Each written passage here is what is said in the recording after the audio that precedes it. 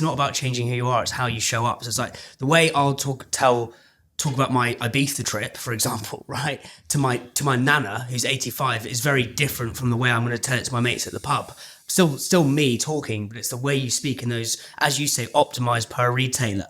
And I think I think putting it down it's still showing up as the same brand, but telling the story ever so slightly. I'd love to go into.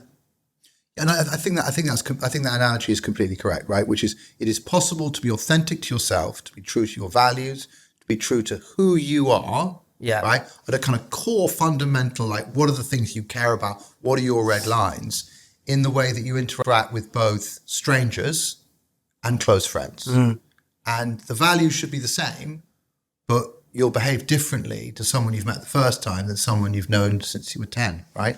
And actually, but they can both be the same person. They both have the same authenticity. Let's talk about marketing. I mean, I wasn't even expecting us to go down these rabbit holes, so this is super enjoyable.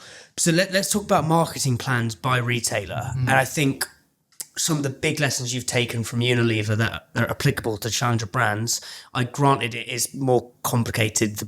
In the States, yeah. Yeah, in the sense. But what are some of the lessons? Say someone's listening to this, they've got to go in and do a Waitrose marketing plan or a brand plan.